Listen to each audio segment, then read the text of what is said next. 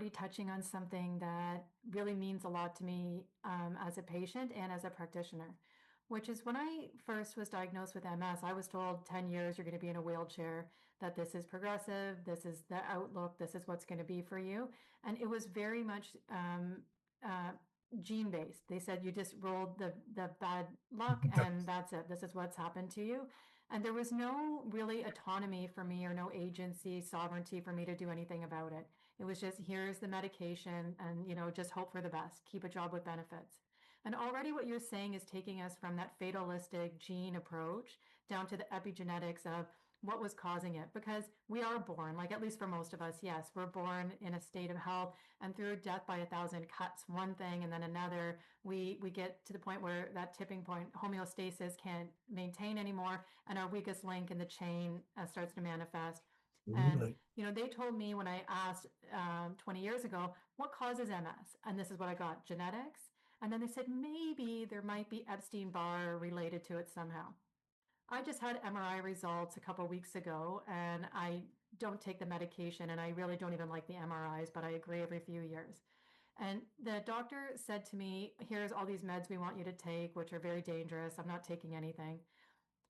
Then she said, I asked her the question, well, what have you guys done about finding the root cause? Like, what studies, what new things are you doing to, remyelinate, to repair, to figure out what was the root cause? It took her so long to answer anything. And then she went back to Epstein-Barr. And I was Right. like, well, that was 20 years ago and you were already doing it. And nothing has come from that. Nobody's really pursuing it. And then even now, her statement was, well, maybe we could make a vaccine to prevent Epstein-Barr to begin with. Well, I mean, that wasn't really going to be a solution. And especially for someone like me, if you're saying that my MS is already active, what would a vaccine do for me in my case? And I left feeling so disheartened again, even though I'm already pretty aware of how the medical system is. And so when you're speaking now about this epigenetics, you're really putting this back down to that there's something we can do about it, that there's something Absolutely. that's in our body. Now, we're also talking cell danger response here, and I know Dr. Navio's work, but I think maybe for some viewers, people might not understand that kind of fractal nature of our body, that the world's in chaos, our body's in chaos, but when we go down in the microscope and we look at each individual cell, there's also some kind of chaos going on there. So maybe explain that a little bit to the viewer. Um, Very much would love to explain that with an expert in cell danger response.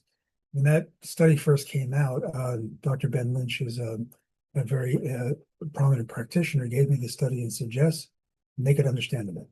It took me about 3 weeks to understand it. But here's what it is very, very simply. When a cell is attacked by anything, okay, it has a response.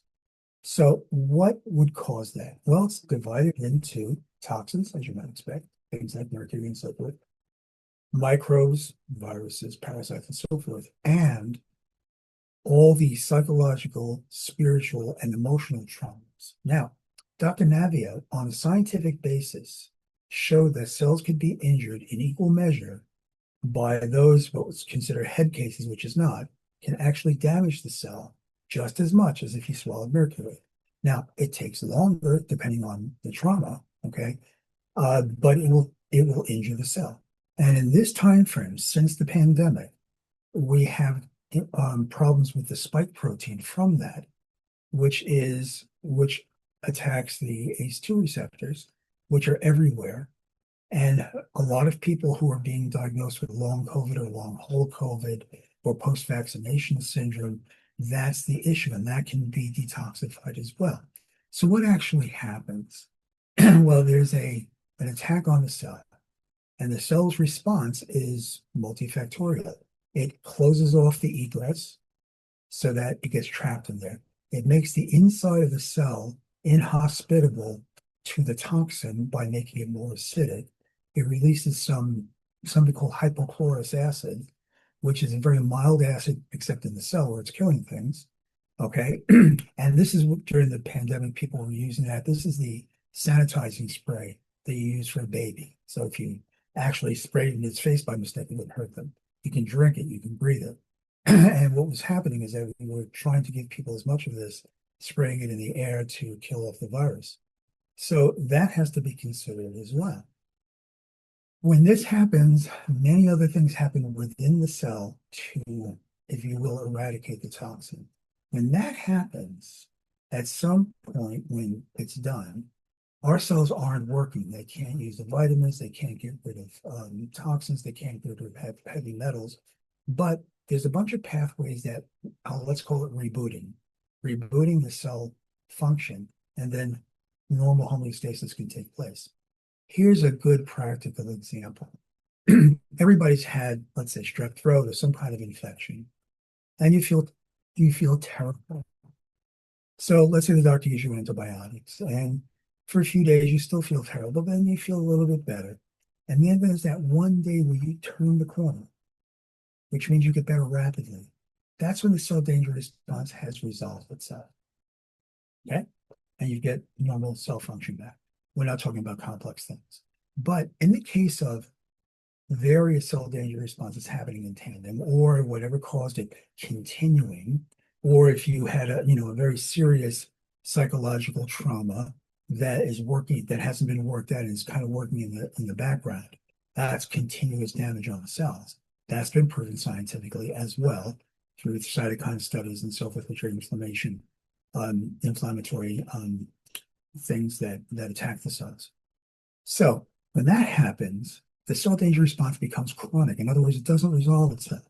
So things like damage from heavy metals, which you're breathing from the atmosphere, damage from your inability to take in your vitamins and maintain them, which are necessary for all the enzymatic function. We talk genetics. The genes create enzymes that allow your body to work.